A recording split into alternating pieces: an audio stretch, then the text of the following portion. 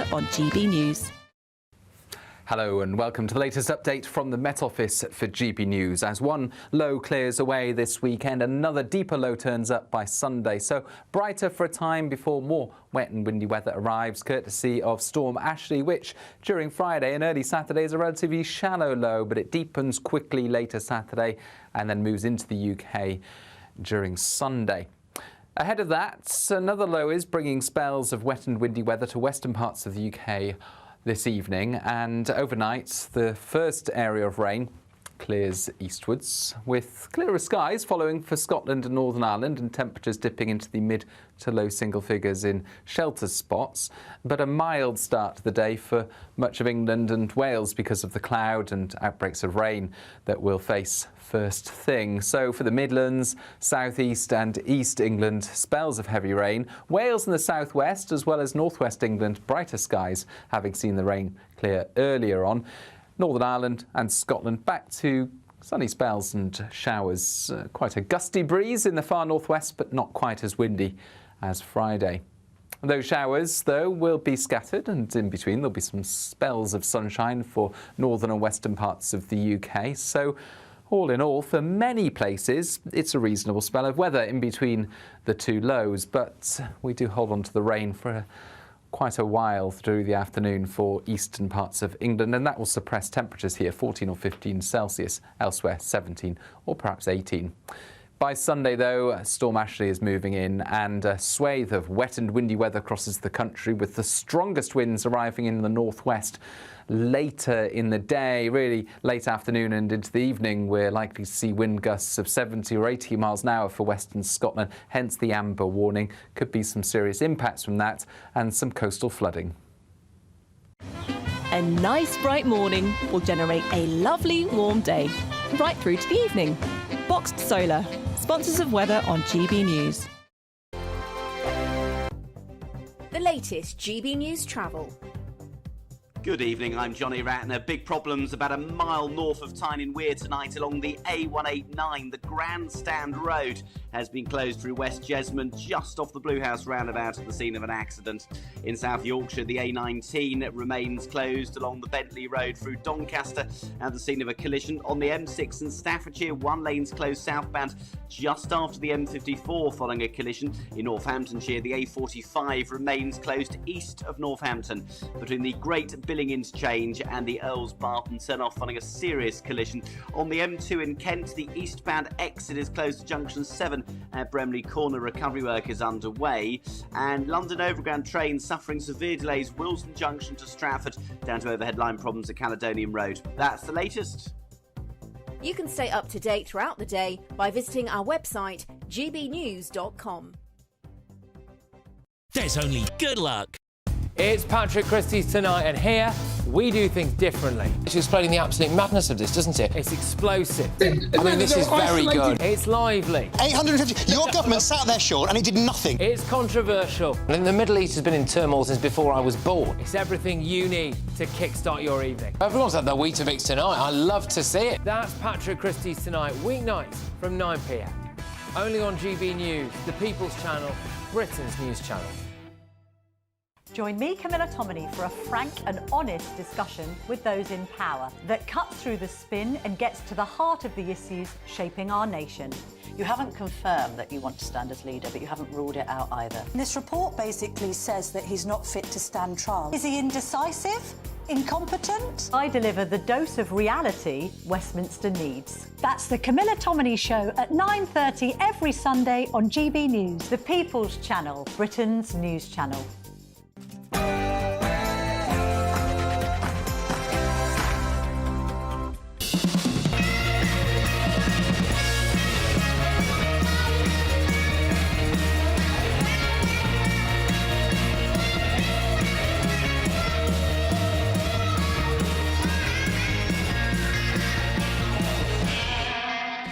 Welcome to Lee Anderson's Real World. Tonight on the show, I'm joined by political consultant Suzanne Evans, former Labour MP and Minister Bill Rammell, author Harriet Sargent, and car dealer and social media star Carl Woods. But first, let's go to the news.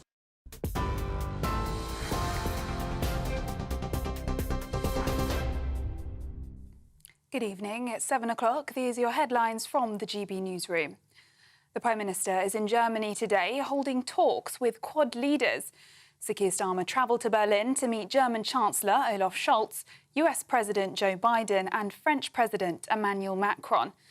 They discussed developments in the Middle East and also the war in Ukraine. Starmer also spoke about domestic issues during the press conference. He told journalists Labour will keep their manifesto pledges in the upcoming budget. In relation to our manifesto, we are going to keep our manifesto pledges as we go into that election. I've made that very clear. I'm not going to preempt the individual measures that will be outlined by the Chancellor in due course, but I make fully clear this is going to be a budget that will fix the foundations and rebuild our country.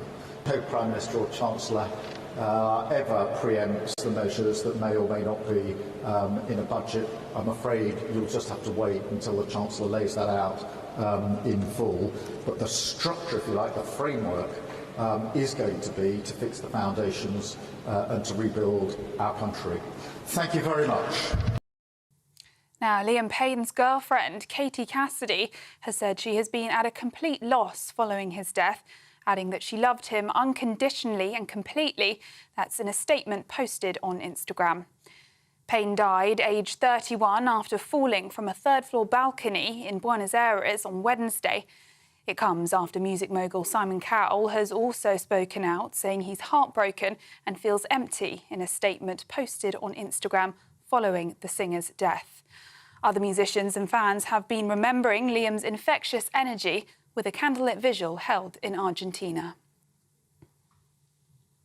In other news now, Conservative leadership hopeful Robert Jenrick says small boat crossings are a national emergency after a baby died when a migrant boat got into difficulty in the English Channel.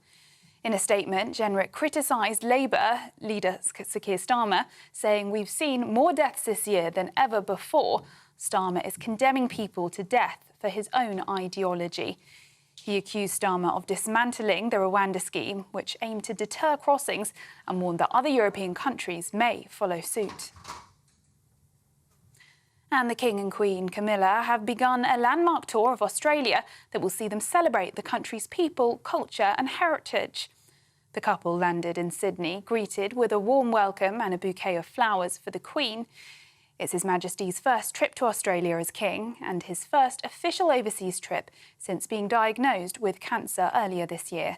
They'll spend 6 days touring Canberra and Sydney before heading to Samoa for a state visit and a Commonwealth summit, which Charles will formally open. Those are the latest GB News headlines. More in an hour. For the very latest GB News direct to your smartphone, sign up to News Alerts by scanning the QR code or go to gbnews.com/alerts.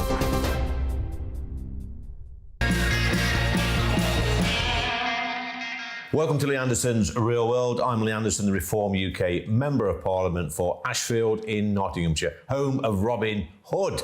Suzanne Evans, the political commentator, political consultant, all-round wizard of the political arena. And joining us for about the third or fourth time, Bill Rummel, former Labour MP and Minister. Straight to it, guys. Before the election, Sir Keir Starmer said that he would put an end to the use of hotels for the illegal migrants coming over the Channel. We now learned that he's asking for more hotels, or the Home Offices, more hotel space to put the illegal migrants in. Has Labour completely lost control, Suzanne? They were never going to get control. I think before the election, it was obvious that they were just coming out with sound bites, a bit like the Conservatives did. Stop the boats without any real plan, because I think it was pretty obvious to most of us that the Rwanda plan wasn't really going to work. There was so much pushback against it. So Keir Starmer's pledge, of course, was stop the gangs. And again, that smash the gangs. Quite right, smash the gangs. And of course, that was clearly not going to work either, because there are so many of them. I think when I last did some research into this, there were at least 700 gangs that were operating, and you can't. It'd be like whack-a-mole, you know, trying to get rid of one and then another one would just pop up and take over. So this issue rumbles on. We've seen under the new Labour government the highest numbers coming in on small boats per day. So, of course, they're going to need somewhere to put them if they don't send them back or stop them coming. And so now, once again, I think there must have been many, many people very relieved around the country that their local town, their main hotel, wasn't going to be full of these migrants. And now, presumably, they're going to get them back So, Bill, again. I mean, I hark back on to probably 3 years ago when this problem really started hitting the headlines, when we was putting migrants in hotels, and at the time the Home Secretary would say in Home Office, we have to do this because of COVID. That was the excuse they was using 2-3 years ago. Now we've not got COVID, that's sort of gone. I know it's still there out there. But this nonsense of putting migrants into hotels, all that does, Bill, in my opinion, is encourage more of these migrants to come over the channel, because in northern France, they're living in tents on pallets. They come here, straight away, you're picked up, health check, teeth looked at, put in a hotel. Well, let's deal with the facts. Labour's been in power for just over 100 days. We never said that we would be able to turn this round overnight. The reality is that small boat crossings are down by 27% on 2 years ago, and overall arrivals are down last year and the year before. But there's a huge amount more to do. And when you talk about the use of hotels, that was a manifesto, Parliament-long commitment. Now, there's stuff in the press about the Home Office reviewing this. My understanding is that they're just looking at best value for money, but it will take more time to turn that round. But we've made a really good start. 300 staff redeployed on returns and enforcement, already sent 3,600 people back. And one of this government's problem is... Hold on, Bill. There's 3,600. Who are these people they've sent back? Failed asylum seekers. Yeah. When did they come? I don't They've not come over on small boats in the last 3 years. No, but we're starting to process those people and then return them. And one of this government's problems is, frankly, really shoddy communications. In August, we had the biggest ever returns flight in the history of this that went to Brazil, over 200 people, similar flights to Vietnam and East Timor. And you've not heard a dicky bird about it. And I think it will take time. We need to get a grip on the situation, but we need to communicate effectively what is happening. He sounds very positive, does Bill, Suzanne? He does, but I'm sorry to be negative.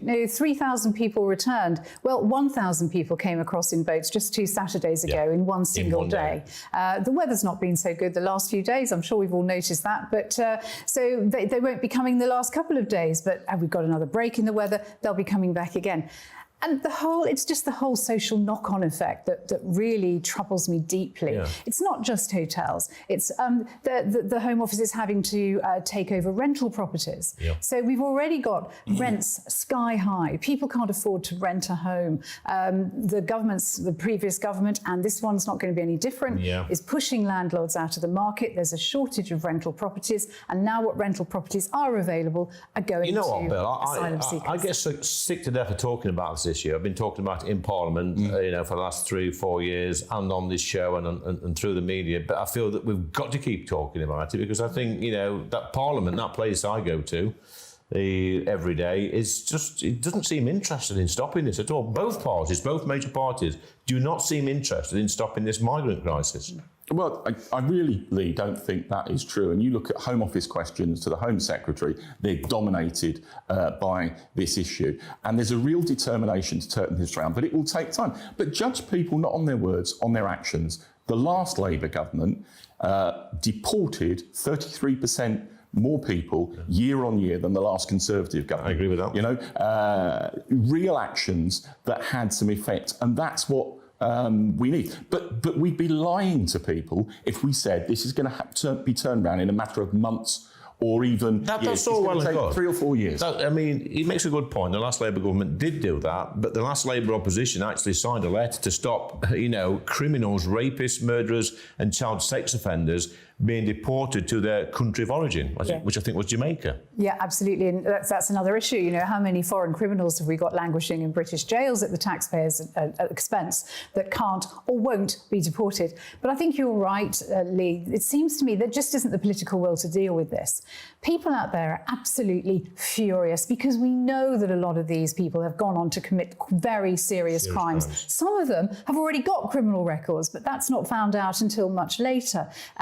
there is a real concern. We've had I think it's in excess of 135,000 people come over in boats alone. And we know that the people coming over in boats are, in my opinion, criminals by the very fact they paid a people smuggler. It's a fair point. It's a fair point, Suzanne. Bill, you know, when people do come over by small boat, they drop on our they're picked up mostly in French waters, ferried over. Do you think it's right that we should let them out in the community?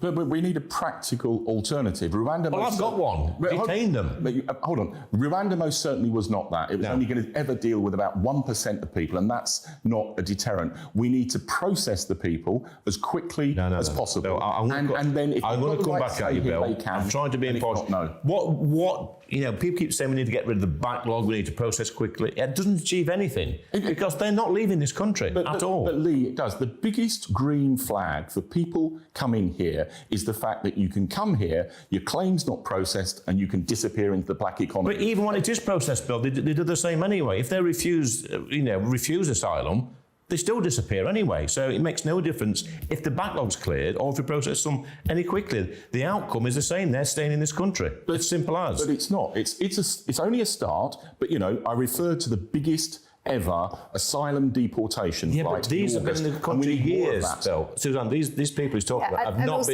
come over on boats. They've been here donkey's years. And as I say, it's a small number compared to the numbers coming in. You know, I don't see any reason. How long did it take us to build those Nightingale hospitals during COVID times? Absolutely no time at all. Well, let's start building a prison instead. Let's do the same thing. You come off that boat, you are straight into detention. No questions asked. You stay there until your claim is processed. And in my view, I think, you know, under the Illegal Migration Act, you shouldn't be allowed to stay. Would reduce crime on our streets and ultimately, we've seen the past, would save some lives. Yeah.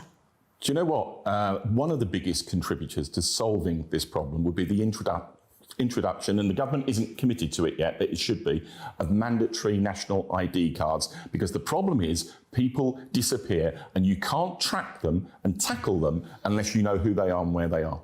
I want to come back on that one for Suzanne, really, because I sort of half agree with Bill. I think if you're not born in this country, you should have a national ID card, Suzanne. The thing is, it's not going to make any difference to these people. They are criminals. They are intent on breaking the law. We know that by the very fact they've broken the law to get here. Whether they have an ID card or not is irrelevant. You roll out a national ID system, they'll get fake ones. Do you think it's helpful, Bill, when people like Yvette Cooper and the rest of the government now, it's not the shadow cabinet, stand there with pieces of paper saying refugees welcome, that the people smuggling gangs see that and they think that's a green light, surely? I've never seen any member of this government in office holding those. In office is a key word. In office is a key word. That's a bit of a get out. That's a cop out, Bill. Look, genuine refugees. So have they changed their minds now they're in government? They're acting responsibly, but genuine refugees should be welcome and should have a right to be here.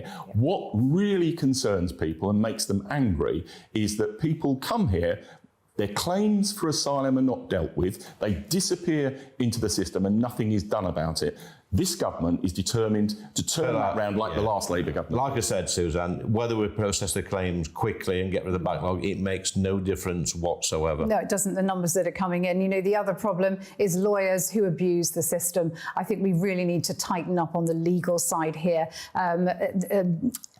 A criminal asylum seeker can actually exploit the system for decades, and that's got to stop. Do you know what? Under the last Labour government in 2005, the asylum system had got out of control. Claims were not being processed. We cracked down, we speeded up dramatically the processing of claims, and the numbers arriving started coming down because people no longer felt they could come here and disappear. That's what we need to do again. Bill, there's a slight difference between now and 2005.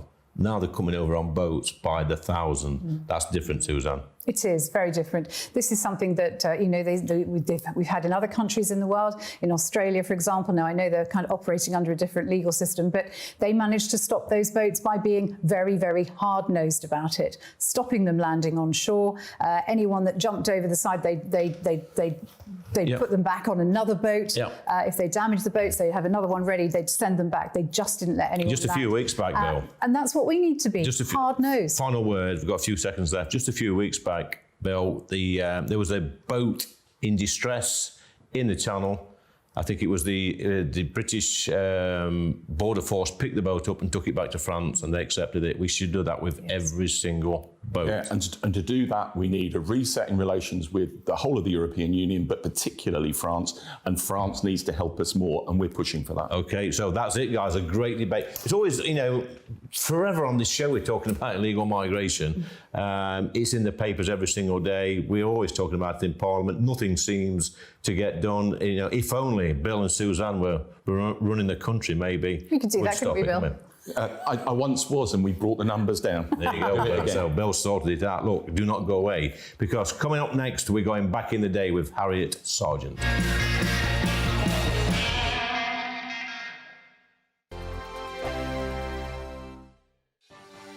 Martin Daubney, weekdays from 3 p.m. Please tell me that we're British. In our darkest hour, we can work around this. The beer will still be flowing at Christmas. Tell me, please. Martin, without using bad language, there's no words to describe that this is another major blow to the hospitality sector. I wake up every day with anxiety thinking, what's going to happen to us now? Oh my God, now the weather's against us. Not only are the government absolutely battering us, then the weather's now hitting us as well. Kate Stewart, this can only mean one thing. Prices, once again, going through the roof. And there's nothing we can do. We have on costs. We have to buy from the brewery. We have the VAT. We have then the VAT, what we take. It is an absolute nightmare. To be in the pub game now, Martin, is very, very difficult. And there's no light at the end of the tunnel. Everything just keeps hammering us from every different direction. And obviously, we have to pass that on to the customers, then price increases. There's nothing we can do. We don't want to sell beer at an inflated price. We want it as cheap as possible to get people through them doors. But we have no option. They're going to go up again in the new budget. There's no help for us. What are we supposed to do, Martin, except the only option is to close the doors and say, enough is enough. We can't do this anymore. I absolutely cry my eyes out having to put the prices up, because you think, oh my God, people are just going to turn away and walk. But we can't swallow the costs all the time, Martin. It's impossible for us to do, because we will go bankrupt. There has to be, there's inflation getting hammered on us yet again, and we have to pass it on. I feel it when I take my children out for something to eat. You're like, wow, that has just cost a fortune. But what is the answer? The answer is the government needs to look at saving the hospitality sector and stop being so greedy in everything that they take away from us, or there won't be pubs. GB News, the People's Channel. I'm Christopher Hope. From pop stars to politicians, I'll interview anybody in a pub who's got a political opinion. Join me every Friday on Spotify, Apple Podcasts, YouTube or gbnews.com, or wherever you get your podcasts. This is GB News, the People's Channel. Join me, Nana Okoye, for an informative, interactive news programme with a difference. It's fun. No, he didn't say that, Dave. I'm so surprised. I think there's an element of truth to that. Join me from 3 p.m. every weekend, only on GB News, Britain's news channel.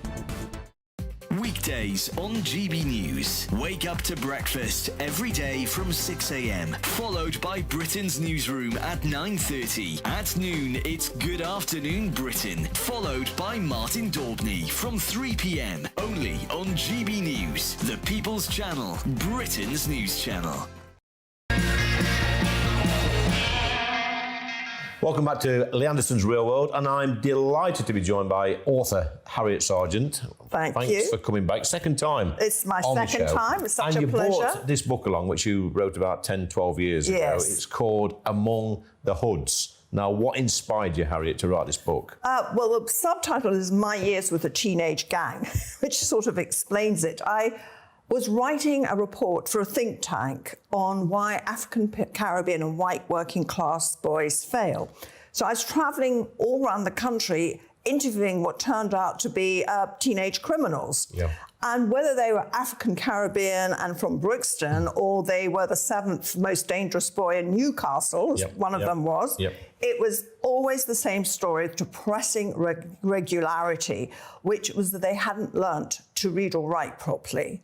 And then at the age of 14, they felt humiliated in class, and they had dropped out, played up, become more and more badly behaved, and had found that the only way that they could get status, which, as we know, is desperate for a 14-year-old. So why, Harriet? They took to drug dealing. Why have they not learned how to read and write? Well, you may well ask. I mean, I just could not believe it. I mean, the numbers are startling. I think it is just under 50% of all people in prison are unable to read and write. Yeah, I get that. mean, once you can't read and write, that's a one-way ticket to the edge of society. You don't come back from that easily. And it seemed to be that in our schools at that time, there was a sort of ideological emphasis on one kind of reading that just didn't appear to work very well. I think that's changed now, but it's just still not happening. Schools are still not putting enough importance. I mean, I talked to an Ofsted inspector, and at that point, the person had to check things like healthy eating, you know, whatever the ideological fad is. But I said, do you check for reading and writing? I mean, do you pick up a book, shove it in front of the child? Point. You know, we spend, you know, in my opinion, Harriet, far too much time in schools, you know, telling children there might be a different gender or a different sex. But actually, I mean, the real problem is this. Yeah. People, you know, leaving school that cannot read and write is incredible. When I was at school, many, many years ago, we left our junior school, I think 11 years old. There was nobody in my year that couldn't read all right. Nobody. Well, there's been a lot of research to show that actually our grandparents were better educated than their grandchildren. And this is, I'm afraid, it seemed to me due to ideological factors rather than anything else. I found that extraordinary. It is. I mean, I know that, you know, back in, we always bang on about the olden times, the olden days. They used to keep children back a year sometimes, you know, if they hadn't developed, hadn't learned how to do the maths, the reading, the spelling. That's right. We had spelling books at school. We had, you know, if you was writing something down and you couldn't, you couldn't write a word, you go to the teacher and say what the word was. They'd write it in your book, then you'd write it 5 times at the side. So by the end of the day, you knew how to spell that word. We've gone backwards. Exactly. Well, I mean, some countries, they still keep children down. But the problem is, they're terrified of the teachers' union. And if year after year a failing teacher, her whole class has been kept down, I mean, it makes a little bit too much of a point. So are you saying, Harriet, I'm not going to put words into your mouth, but our education system has a lot to do with this? Yes, definitely. And also the next problem is that teenage boys of 13 and 14, I think we can all agree, are a race apart. And they need very specific... They need role models. They need male role models. I mean, I was shocked when one of the young men who's actually been through the care system, who I'm still very close to, godmother to his children now. But at the age of 18, he went to, big man prison, as he called it. And I went to visit him, absolutely thought I'd find him traumatized by the experience. Not at all. He was flourishing. He said life had been so awful outside that actually he was getting 3 meals a day. He had a gym to go and exercise in. He said, oh, you know, you're always trying to get me a job. Well, I've got a nice little job in the prison. But most importantly for him, he said, I have grown-up men to talk to. He had never spent time with grown-up men. And he said, you know, we have these really sort of deep, interesting conversations. And I thought that was heartbreaking. Staggering. And one thing I noticed, Harriet, I do visit a lot of schools. And in the primary schools, you know, schools for children up to 11 years old, I hardly ever see a male teacher. Back in the day, it would have been 50-50. Yes. And I think it's so important that certainly by the age of 13 and 14, they're dealing with grown-up men. And I know one of the young men, he'd gone to appear at magistrates' court. So I'd gone along to try and speak on his behalf. And at the end of this, there was me, there was the woman from the criminal justice system, there was his social worker, and there was his mother. So there were 5 women all saying, how could you be so stupid? What are you doing? And I knew if just one grown-up man had grunted at him, that would have sorted the problem. So we know what the problem is. What's the solution? So the solution is I think that schools have to really focus on what teenage boys need. Yeah. And unfortunately for teenage boys, it's not ideologically fashionable to give them what they need. And they need, now this is not all teenage boys, but quite a good chunk of them would be sorted with this. They need a lot of competition, a lot of sport. And teenage boys find themselves and they make their friends through competitive games, which is actually the opposite of teenage girls. They don't really like it. Yeah. And because so many, I think it is now about 80% of teachers are women, they don't really understand that about teenage boys. And they also, if they're playing competitive games, they've got that all-important male role model. So many of the boys I spoke to had the only person who'd stood up for them was their games teacher. Quite a few guests on this show, some well-known athletes and actors and people involved in the music industry that they could have gone a different way in life. I've had some Olympic champions on here, world champions in different sports, and it was sport that actually saved them. And some of these have been through the care system as well.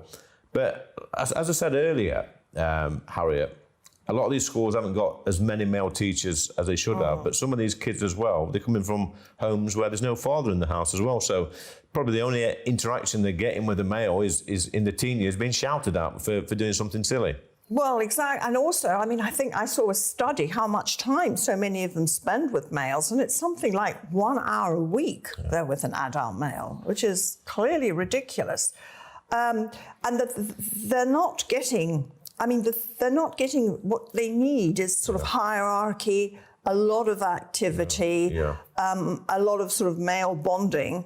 And this, when you look at a gang, is exactly what a gang gives them. It gives them family. It gives them family. It gives them older male role models, not the male role models you want, but there they are. Yeah. And it gives them hierarchy so they know where they are in the structure. And unfortunately, we have left such a vacuum around our young men that the gangs have rushed in to fill it. Yeah. It's interesting you talk about the Caribbean boys, Afro-Caribbean and white working class boys. Same thing, different colour skin, but same sort of problems. Exactly the same depending on which part of the country you live in. Left behind, I think it's a shock. Back in the day in my neck of the woods, these white working class lads would have been down the pit.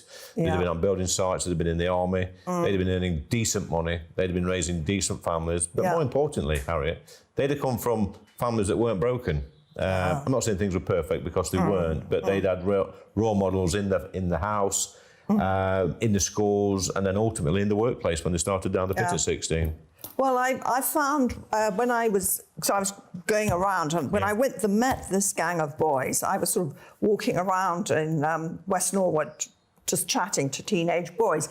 And immediately after that particular gang, who had no male role models in their lives, I came across another group of boys who appeared to be just as badly behaved, just as, crazy like them. But when I spoke to them, all of them had an uncle or a father who was sorting them out. Yeah. They said, they're giving electricity, or I'm being sent to be That's good. Harriet, that's our time's up. That was a great book. I'm going to give you one more plug. Thank you. Thanks for coming back on the show. Coming up next, we've got right versus left with a special twist to it this week.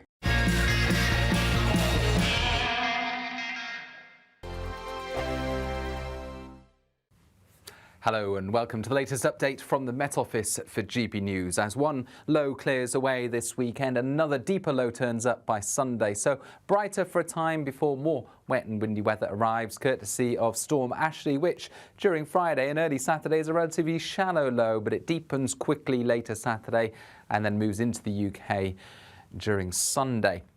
Ahead of that, another low is bringing spells of wet and windy weather to western parts of the UK this evening, and overnight the first area of rain clears eastwards, with clearer skies following for Scotland and Northern Ireland, and temperatures dipping into the mid to low single figures in shelter spots. But a mild start to the day for much of England and Wales because of the cloud and outbreaks of rain that we'll face first thing. So for the Midlands, South East and East England, spells of heavy rain. Wales and the southwest, as well as northwest England, brighter skies, having seen the rain clear earlier on. Northern Ireland and Scotland back to sunny spells and showers. Quite a gusty breeze in the far northwest, but not quite as windy as Friday. Those showers, though, will be scattered, and in between there'll be some spells of sunshine for northern and western parts of the UK. So all in all, for many places, it's a reasonable spell of weather in between the two lows, but we do hold on to the rain for quite a while through the afternoon for eastern parts of England, and that will suppress temperatures here, 14 or 15 Celsius, elsewhere 17 or perhaps 18. By Sunday, though, Storm Ashley is moving in, and a swathe of wet and windy weather crosses the country, with the strongest winds arriving in the northwest later in the day. Really late afternoon and into the evening, we're likely to see wind gusts of 70 or 80 miles an hour for western Scotland, hence the amber warning. Could be some serious impacts from that and some coastal flooding. It's Patrick Christie's Tonight, and here we do things differently. It's explaining the absolute madness of this, doesn't it? It's explosive. I mean, this is very good. It's lively. 850. Your government sat there short and he did nothing. It's controversial. And the Middle East has been in turmoil since before I was born. It's everything you need to kickstart your evening. Everyone's had their Weetabix tonight. I love to see it. That's Patrick Christie's Tonight, weeknights from 9 p.m. Only on GB News, the People's Channel, Britain's news channel. Why go out on a Friday night when Friday night comes straight to your home? Talking about? Join me and my A-team of top pundits. Chemistry tonight is electric. As we tackle the big stories of the day with wit, insight and fearless energy. Man of the people. It's all vibe. Just a filing cabinet on wheels with a tie on. So, order in Friday Night Live with me, Mark Dolan, every Friday at 8, only on GB News, the People's Channel, Britain's news channel.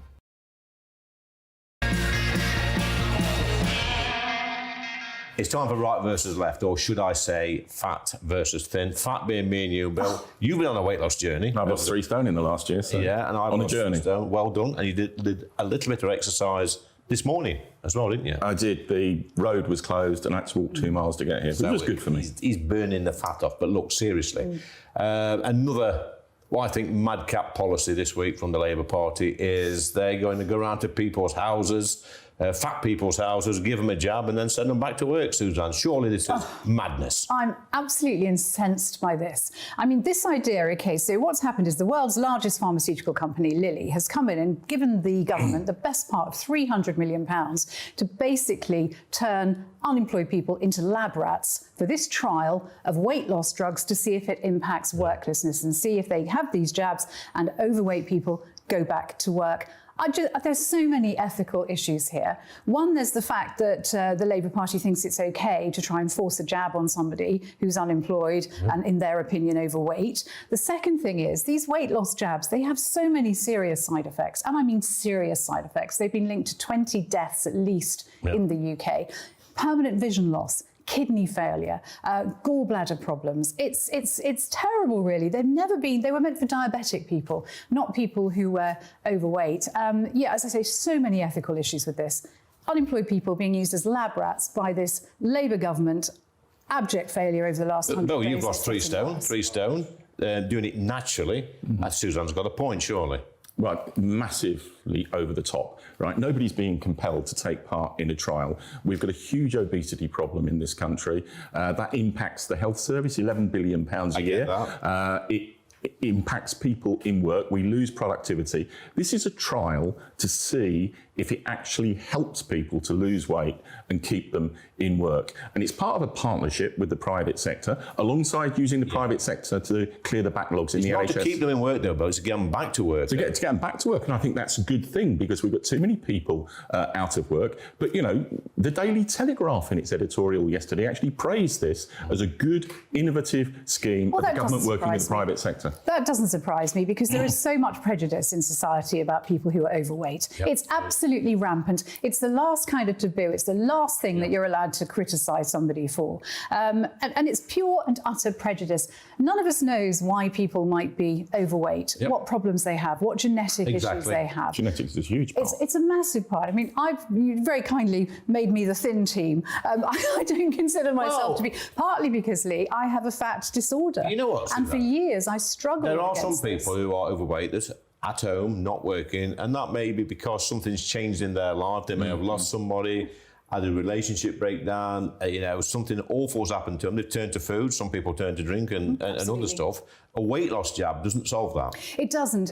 And the other thing about these weight loss jabs is they work in the sense that you absolutely will lose weight, but you also lose 50% of your muscle mass. You lose 50% fat, 50% muscle. So are they healthy? No. And I think it's so wrong to associate somebody that's overweight and look at somebody who's thin and say, well, the thin one's obviously the healthy one and the fatter one is the unhealthy one. That is so wrong. But hold on, there's clear links between obesity. And look, I'm someone throughout my life who has had a weight problem, and I fully acknowledge it doesn't help you. It contributes to ill health. It's £11 billion a year. Obesity is costing the National Health Service. So you need a multi-pronged approach. I think this can be an enabler, but it's certainly not a substitute for healthy eating. But maybe then, Suzanne, we need to change the way the benefit system works as well, because if you are obese, and you can be rewarded with personal independence payment, for your mobility and daily tasks. But you know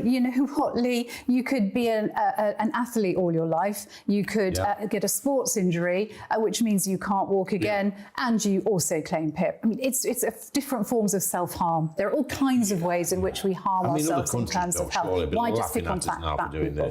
No, I don't think they will. And look, in my experience, the vast majority of people who are overweight, who are obese, want to lose weight. This, alongside lifestyle changes, might help them. And the government isn't imposing it. It's not forcing people. It's a 5-year trial involving 3,000 people to see what the benefits are in terms of losing weight and increasing your productivity. Imagine 5 years down the line, they say, oh yes, these people have lost all this weight, plus 50% of their muscle, and it's working. So, you don't take this drug, you're fat, you're lazy, we're going to remove your benefits. And does it? That's a real leap of imagination. I cannot imagine, certainly this government, cutting people's benefits off because they don't take a drug. I couldn't imagine this government they just stopped the winter fuel allowance. Pensioners' winter fuel allowance, exactly. Well, it's not. Look, do we run the risk, Suzanne, if people are on this weight loss drug for, 3 or 4 years, whatever it is, that they stay on it for life? Well, I don't think you can stay on it for life. I think the side effects are so serious that you can't. You have to take it for a limited time. And as anyone who's ever been on a diet will tell you, when you stop doing the diet, you very often put all the weight back on and Suzanne, more. It's not going to work in the long term. You can get this stuff off the internet anyway, can't you? Well, you can get it through the NHS. And Suzanne, you keep talking about the side effects. Doctors prescribe this at the moment if you're type 2 diabetic or if you are clinically obese. They wouldn't be doing that within the medical protocols if there was this massive avalanche of side effects. Come on, Bill, you're honestly saying that medicines have never been prescribed that haven't turned out to be dangerous in the longer term. There's a whole list of pharmaceutical companies have fined billions because then you can say that about any new drug that comes onto the market. You've got to do it proportionately and you've got to do it with safeguards, but I think that is being done, and I think this has got potential benefit. We spoke earlier, Bill, before we started filming, about, back in the day when people had manual jobs. I worked down a pit. I've got nephews working on the roads now, digging up roads and laying water pipes. They're as thin as rakes. They're ripped, they're muscled. Surely that's the key. Get back to doing some physical jobs, which this government and the previous government, they seem intent on destroying our industrial base, manufacturing. We're a country that likes to make things where we are a nation traditionally of grafters, Suzanne, that go out and get their hands dirty and do some work. Hold on, Lee. We've just launched an industrial strategy, which is absolutely about rebooting our manufacturing industries. And we're just about to get rid of the steel industry at the same time. No, we're doing everything we can to support it. But do you know what? Lifestyle changes, when you're young, is a key issue. And when I was growing up, I was out every day of the week playing football, playing cricket, playing rugby. Kids today are stuck on their tablets at home, and it's not a good long-term trend. Okay, so I've been having a bit of a go at you, Bill, but let me agree with you. I think the way we teach about nutrition and exercise in this country is completely wrong. When I was at school, a long, long time ago, I was taught home economics. I was taught how to cook a nutritious meal, about protein, about carbohydrates, about what you should and shouldn't eat, and I was taught to cook. And I loved it too. Children today don't get that. And of course, we've also had successive When I said this in Parliament about 3 years ago, I got in big trouble. I said basically that three generations now in, from these 80s and 90s, you know, they've not passed the cooking skills on to their children and their grandchildren. And but I got in big trouble. Massive trouble. But, you know, people need to be supported and helped to cook properly and to have a healthy lifestyle. But they also need to physically exercise. Tried that one. And I think that's a real problem amongst young people today. Fascinating discussion, Susan. We're going to move on because it's time for the quiz of the week. It's a yes/no quiz. We have Stephen Pound on the show regularly. I think he's won it once now at about 25 attempts. I'm expecting big things from you, Bill, on this I've run it before. So you know the rules, Susan. It's yes or no. No verbal ticks allowed. No hesitation. It's got to be a strong yes or no. Okay. Bill, will the Labour Party stop the illegal migrant crisis? Yes. Susan? No. Suzanne, is the jab for jobs the right policy? No. Bill? Yes. Bill, are you looking forward to this month's budget? Yes. I'm going to say no before you even ask me. I can't give you that, you see. You can't. Is that, have I lost the point now? There's about 7 words there, Suzanne. Sorry, I mean, it's definitely a no, though. I'm sorry. You're not paying attention. Back to you, Suzanne. Oh. You could claw it back. Is there a 2-tier policing in the UK? Yes. No. God, I'm furious. The Labour man's going to win. Bill, will Sir Keir Starmer last a full term? Yes. There's a tick. There was definitely a tick there, weren't there? You see that? I was going to say emphatically. Yeah, that's I can't give you that, Bill. Suzanne, it's a yes or no? No. It's a draw. In your dreams. It's a draw. Well, you say that, but so many Labour people I've spoken to have said he won't last the term. I thought he would. Do you think he will, Bill? In fact, I think you've asked me that absolutely before, will. But you know, there's a long way to go. Once we start really delivering house building, you know, a real living wage, getting the economy moving, and the budget is key to that. Absolutely. So you say you wasn't looking forward to the budget? No, I'm not, and of course neither are most people. I write a newsletter about business every day, and it's astonishing. Every day there's an individual or a company or an organisation that's saying that, please, Rachel Reeves, don't do this. Yeah, but there's so much kite flying going on, you know, from every source. And, you know, the reality is, and I've learnt this through successive budgets, wait until it's delivered to see what it actually does. So far, they've been quite cynical. I think he's...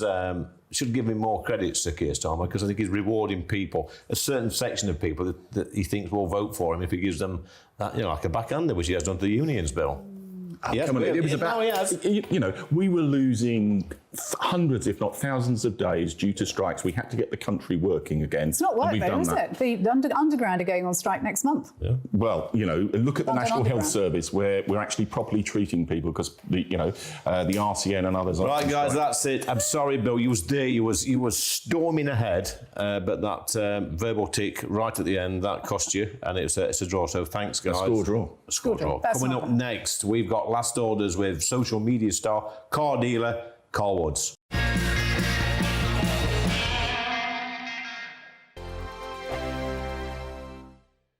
This is GB News, Britain's news channel. Good morning, Georgia. Your story is incredible. Just remind us of it. You quit running in, was it 2017? Because I mean, to be quite frank, your body was knackered, you had injuries, you thought you couldn't go on anymore. But then you started running again at Parkrun in 2022. And of course, this summer at the Olympics, you won bronze. Yeah, that's absolutely right. Yeah, it has been a bit of a journey. And yeah, there was a period of time where I stopped running completely. And then Parkrun was just something I got into with my friends, my family, just local community. And I started to see the improvements that led me to get back in contact with my old coach. and just worked my way back up to elite level running and got a bronze medal this summer in Paris. Did you ever think that would happen when you were beginning to take part in park runs again? Did you ever think you'd be winning bronze in the 1500 metres at the Olympics? No, not at all. It would have been absolutely bonkers, I think, to think that at the time. It was just building my way up, but it was all about finding happiness in running again. And that's really what parkrun does, I think, really well. And can you just tell us in the audience what had happened to you in 2017? So I had been like a good junior athlete. I had gone over to the US on a track scholarship at university, and I just experienced so many different injuries. So various stress fractures in my shins, and I just graduated and just thought there's no way I can run anymore. So took a big break, and then, yeah, over the past few years, I just got back into running slowly, built it up, and parkrun is just something that is on every Saturday. So many parks across the UK, very accessible, free. So it was just a really good way to get back into a fun but semi-level of competitive running. The People's Channel. This is Britain's Newsroom, where your voice matters. It's just astonishing. With expert analysis and honest opinion, we don't just keep you informed. We bring you unique perspectives you won't see anywhere else. Can't argue with any of that. When the news happens, it happens here. On Britain's Newsroom, weekdays from 9:30 a.m. Only on GB News. In the GB Newsroom, we bring you the news as it happens. With our team of dedicated journalists across the UK, we're ready to keep you up to date with what's happening every half an hour, every single day. Bulletins here on GB News. The People's Channel. Britain's news channel.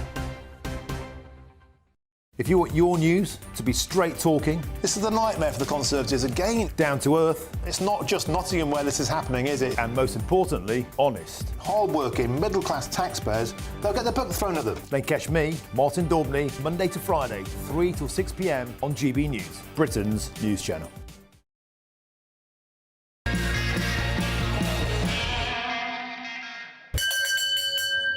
Time for last orders at the bar. I am delighted to be joined by Carl Wood, social media star, car dealer, good-looking, fit bloke, all sorts of stuff. Had the work. Look at that. It. Pleasure. Thank you very much. Car dealer. You look like a bit of a geezer. Car dealer, second-hand cars. Is that what it is? Yeah, I think I'm a bit more of a collector now, though. What's the market like these days? Terrible. It's hard out there, isn't it? No one's got no money. I had a few mates back in the day when they left the pit. They went into car sales and they made quite a few quid. Yeah, I can't say I've not had a good living out of it in the past. It's just times are different now, aren't they? So times have changed, and I think you have to go with the changes. Yeah. So I wouldn't say it's an easy industry anymore. Okay. So I was doing a bit of research on you earlier, Carl. Yeah. Bit of Googling on my producer's notes, and there's a documentary coming out, I believe. I think it's in January. Oh, it might have been aired already, about IVF. Yeah. It's a hot topic at the moment. Yours slightly different because yours was with somebody quite famous as well. Yeah, I mean, to be honest, I'm surprised that they're going to air that documentary, and to be truthful with you, that part of my life is a bit of a blur. I can't see how that's going to end well. It's not. Well, I know it doesn't. It doesn't end well. And how do you feel about that now? I don't feel anything. I just have no emotion to it. I'm a bit more shocked that they're even going to air it. Okay. It's old news. Yeah, it's old news. Get over it. Yeah. Life's a bit of a journey, young man, isn't it? We have a few bumps in the road. Yeah, of course, it makes you who you are. It does, yeah. OnlyFans. Now, we've had quite a few guests on here, Carl, that's on OnlyFans. They're making quite a few quid. But you're the first bloke that's been on. How's that panning out? Yeah, I mean, it's early days at the minute. When did I start? 2 weeks ago. I had a bash at it before, but wasn't really concentrating. And with the cars being so low, you got to use the tools that you got. So I thought now was the time for me to go out there and give it a go, because like you said, there's money to be earned there. And are they all just flooding in? Yeah, it's not done too bad. Yeah, in 2 weeks. Yeah, what about me? Could I make a few quid on there? Of course you could. I mean, there's a market for everybody. What's that supposed to mean? You do well. For a fat, ugly man? It can mean whatever you want it to mean.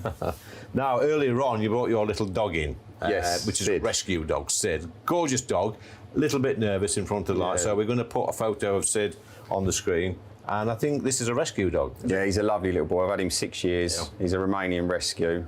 I mean, animals are close to my heart anyway, and you know, I'd be absolutely lost without that little dog, I tell you. I think, Carl, to be honest, the relationship we as human beings have with dogs is in a lot of times, it's much better than we have with human beings, our partners. Yeah, absolutely. I mean, give me Sid over any human any day of the week. You know, I love the little boy, and they don't judge you. They're always happy to see you as well. You know, he's fantastic. He really is. Yeah, when you come home from work, or if you've been out, you know, the missus or the partner may have a grumpy face on. When you get home, I'm sure you've had that before, but the dog will always wag its tail and come and give you a good lick. I'm really fortunate because Sid comes everywhere with me. Like, I mean, he's here today, so I'm lucky that my life is designed in a way that my little dog can come everywhere, wherever I go. So what made you go for a rescue dog? Do you know what? To tell you the truth, 6 years ago, he just popped up on my Facebook feed. Yeah, he'd been home. Sid did. Yeah, he'd been home. Love at first sight, was it? Yeah, well, yeah. I mean, I wasn't really sure at the time, but he'd been homed, and then the family decided that they couldn't have him anymore. And I thought, do you know what? I'm going to message him. And 3 days later, he was there. Yeah. But it was the best thing I ever did. Excellent. Right, we're behind the bar, Carl. We're going to get you pulling a pint. There is the pint pot there. Get one of those, please, young man. And we're going to go for I've never done this before. The neck oil is making excuses already. With the neck oil, you've got 30 seconds to pull the perfect pint. Are we on the time? And plonk it on the bar. Tell me about the Rat Run Rally. Am I doing this one? Yeah. I'm multitasking. Multitasking. The Rat Run Rally. Rat Run... Here, look. Yeah, it's all fine. Messed that up already. It's fine. Rat Run Rallies, there's a market, I think, for... We live in a country where there's not much fun going on, I don't believe, and you know, car enthusiasts are like a. I've made a mess. No, you go for it, mate. Car enthusiasts are like a family, and I thought there was a gap in the market to get a load of people that love cars together and run a rally across England. That wasn't loads of money. But where would the cars be? What is it on the main roads? Yeah, so we'll start in. You can plant that on the bar, by the way. It's embarrassing. There you go. Look at that. It's terrible. Yeah, I mean, we just start in London, go up to Birmingham, up to Liverpool, and then into Newcastle, across 3 days, have a night out. So it's not a race as such, it's just a gathering? No, it's not a race. It's a gathering. Yeah, it's not a race, it's more of it's a bit of camaraderie and a bit of enjoyment of a cruise across the towns and the cities. And it made it affordable, in my eyes, for anybody with any type of car to all get together and just enjoy their passion. So we have, in my neck of the woods, we have these young people, should I say, that gather at a certain spot at a certain time of the week with their cars. You know, they must spend thousands of pounds on the cars. It's their pride and joy. Sometimes it does create a bit of a nuisance, but you know, I'm of the mind that sometimes, sometimes we have to live with everybody in society and let them have their enjoyment. Sometimes it goes over the top a little bit and they get on people's nerves, but they certainly take a pride in the appearance of their cars and spend loads of money on them. Yeah, it's just a bit of fun, isn't it? Like I said, there's too many people in this country that don't want you to have fun, I believe, and why not? You know, you're not harming nobody as long as you're not making a nuisance of yourself. But going across the motorways and not breaking any laws, why not? So let's fast forward 10 years, Cole. Where do you see yourself? Well, I'd be an OnlyFans star, wouldn't I? I'd have taken over the game. Yeah, making loads of money. Making loads of money. And obviously, you've got a big social media following as well. Yeah, it's a reasonable size. Reasonable size. You know, lots of young men out there looking at you. You look a particular way. You've got the body. You've got the tattoos. It is the in thing at the moment. When I was a young lad, it was mum and dad, or mild and bitter on the chest. And bulldog tattoos. Yeah, that's it. Yeah, but it's completely different now. People are, encouraged to look a certain way, girls and boys on theirs. That can be a slippery slope sometimes. Yeah, society puts a lot of pressure on people, doesn't it, to look a certain way. Yeah. For me, the OnlyFans thing is another way to keep myself fit and in shape. So, like, there's a health point of view for me. And make a few quid. Okay, but we all like to make a few great. quid. Thanks for coming, mate. Thank you so much. I'm very sorry about that. There's a skill to that, Well, be honest I really thought I had that in the bag. It's poor, but it's not as good as I poor. would say, don't bother with a pub career. Stick to OnlyFans. I'll try. That's Carl Woods. Thanks for joining me on Lee Anderson's Real World. More of the same next Friday night at 7 p.m. But coming up next, we've got Friday Night Live with Mark Dolan. Thank you, Lee. A very busy Friday Night Live with me, Mark Dolan. The Labour Party spark an almighty diplomatic row after sending 100 party activists to the States to help Kamala Harris win the race for the White House. Is Nigel Farage right that this is election interference? Also, as trans women are banned from professional women's cricket, is woke insanity finally in retreat? Does the appointment of Thomas Tuchel as England manager prove that, actually, whisper it, we quite like the Germans? And also, how about this? What did you make of last night's TV debate on GB News, the race for the Tory leadership? Which of Kemi Badenoch and Robert Jenrick is most likely to be Britain's next Prime Minister? Plus, as he pauses his cancer treatment to represent Britain in Australia, is Charles shaping up to be one of the greatest kings in history? A really busy hour. We've got my Friday friends, lots to get through.